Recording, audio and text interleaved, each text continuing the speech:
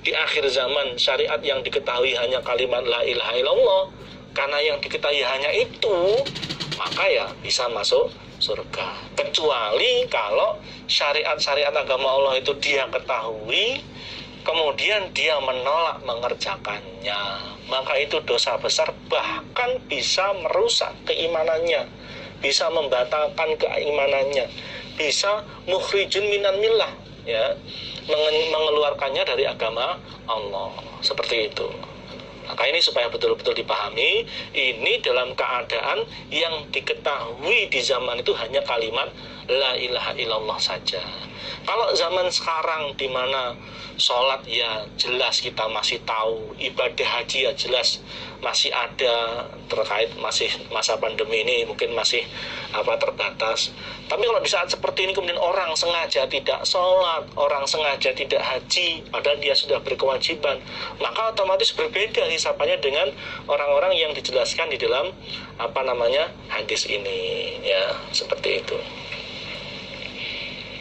Hadatsana Abu Bakar sana Abdul A'la an Ma'mar an Zuhri an Sa'id ibn Musayyab an Abi Hurairah yarfa'uhu, memarfukan atau mengangkat siapa Abu Hurairah pada hadis.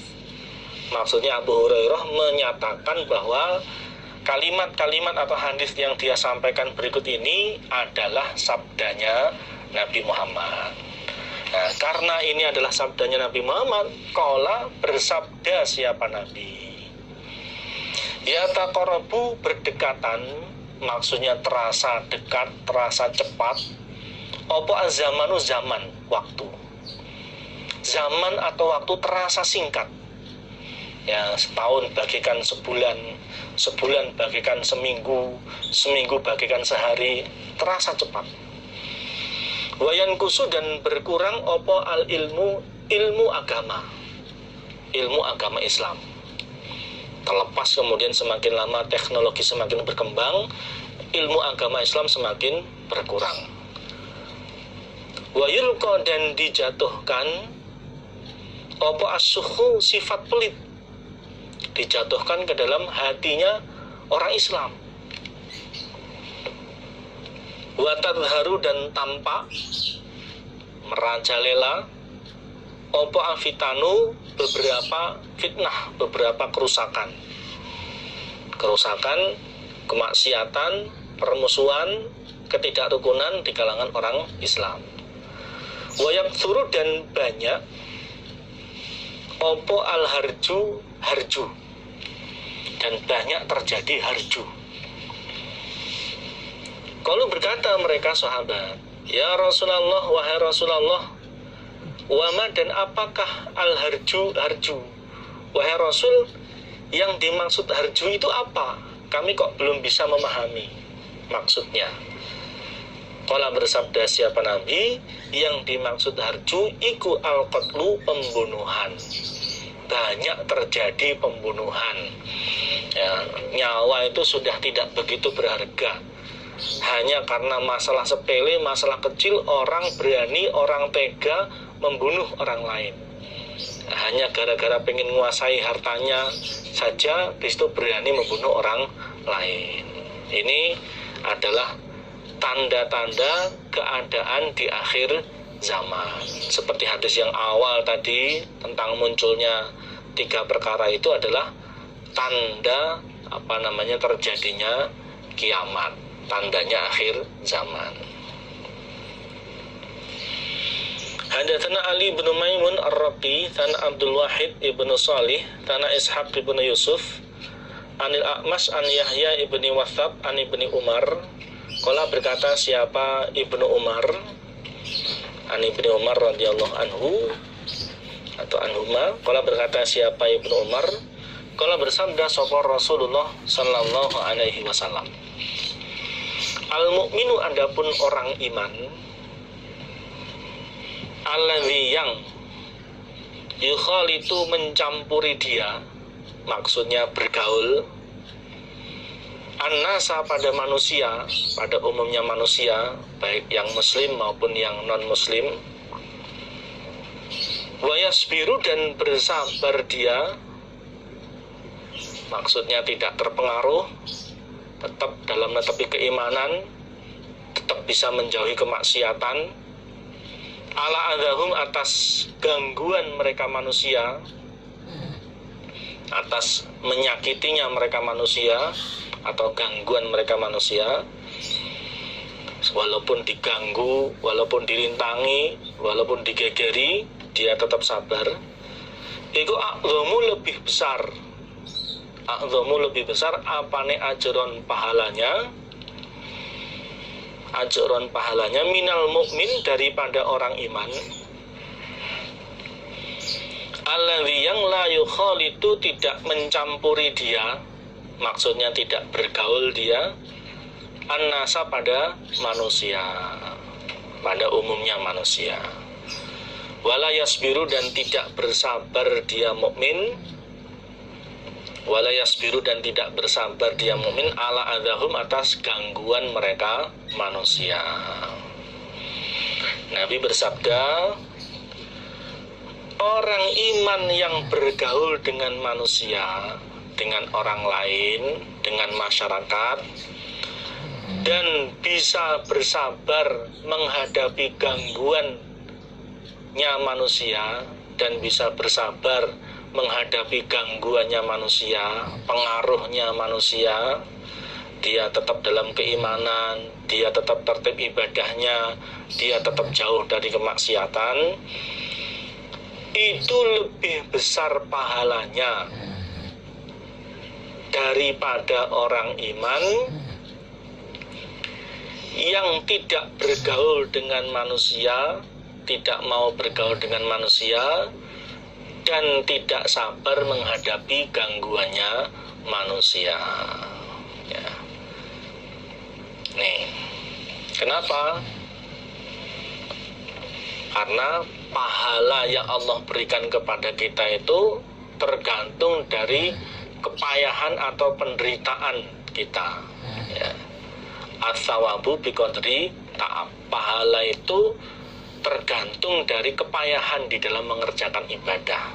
Nah, orang yang bergaul dengan manusia itu mendapatkan gangguan, menghadapi gangguan, dia bisa bersabar, itu otomatis pahala yang Allah berikan kepadanya lebih banyak daripada orang iman yang tidak bergaul dengan manusia dan tidak menghadapi gangguan dari mereka. Tapi di sini kita harus bisa mengukur kemampuan kita masing-masing. Kalau sekiranya terpengaruh, ya supaya bisa membatasi diri. Apalagi kalau jelas-jelas ada pengalaman orang lain bergaul dengan orang tertentu kemudian terpengaruh sehingga kemudian berbuat maksiat, terpengaruh sehingga kemudian ibadahnya teledor, terpengaruh sehingga kemudian kepahaman agamanya berubah. Nah, maka kita harus mengambil contoh dari kejadian-kejadian tersebut dengan menjaga diri tidak lagi bergaul kepada orang-orang yang bisa menyebabkan kita terpengaruh. Itu praktek menjaga diri sesuai dengan kemampuan kita masing-masing. Itu jauh lebih penting daripada sekedar ingin bergaul dengan umumnya manusia. Ya, seperti itu. Bergaul dengan orang lain itu boleh-boleh saja. Tapi harus punya prinsip.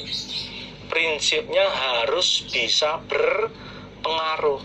Kalau bisa berpengaruh itu kita tetap istiqomah, bisa mengajak orang lain kemudian untuk netepi ibadah. Itu namanya berpengaruh. Jangan terpengaruh. Terpengaruh itu kita yang asalnya tertib ibadah kemudian mengerjakan maksiat. Kita yang asalnya tertib ibadah kemudian ibadahnya tidak tertib. Kita yang tetap dalam keimanan kemudian berubah kepahamannya, itu namanya terpengaruh. Ya, maka dari itu supaya menjaga dirinya masing-masing. Jangan bergaul, jangan membaca sesuatu yang jelas-jelas terbukti bisa merubah kepahaman agama kita. Hadatsana Suwaid Ibnu Sa'id Tana Marwan Ibnu Muawiyah an Abdul Hakam As-Sadusi Tana Syahr Ibnu Hausabin an Abi Umamah anna Rasulullah sesungguhnya Rasulullah sallallahu alaihi wasallam Iku qala bersabda siapa Nabi, min syarrin nasi, termasuk sejelek-jeleknya manusia, termasuk sejelek-jeleknya manusia, apane manzilatan, kedudukannya atau tempatnya, indallahi, di sisi Allah, yaumal kiamati, pada hari kiamat, yaumal kiamati, pada hari kiamat, abdun, utawi seorang hamba, adhaba, yang menghilangkan dia, adhaba, yang menghilangkan dia, akhiratahu, pada akhiratnya abad, kehilangan surganya dengan mengerjakan kemaksiatan, bidunya ghairihi, sebab dunia selainnya abad, sebab pengen menguasai hartanya orang lain. Nabi bersabda, manusia yang paling jelek kedudukannya di sisi Allah besok pada hari kiamat, manusia yang paling jelek kedudukannya di sisi Allah besok pada hari kiamat adalah seorang hamba yang menghilangkan akhiratnya sebab dunianya orang lain.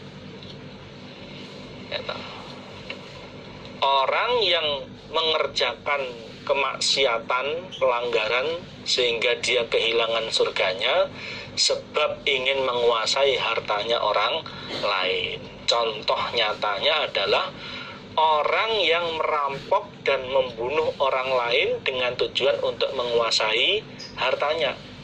Ya. Hanya karena ingin menguasai harta dunia, dia berani membunuh orang lain, dia berani berbuat maksiat. Sangat jelek kedudukannya di sisi Allah.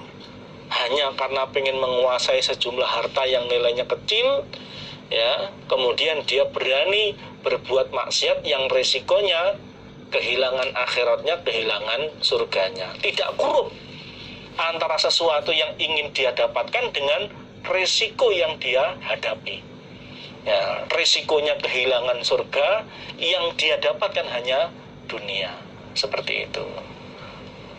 Kalau kemudian berperang membela agamanya Allah, kehilangan nyawa untuk memperjuangkan agama Allah, itu jelas kurung.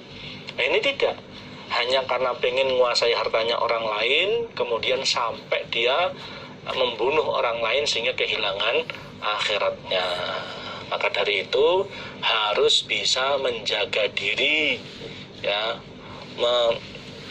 memahamkan dirinya sehingga bisa memahami hukum-hukumnya Allah, sehingga di dalam bertindak itu tidak nuruti hawa nafsu.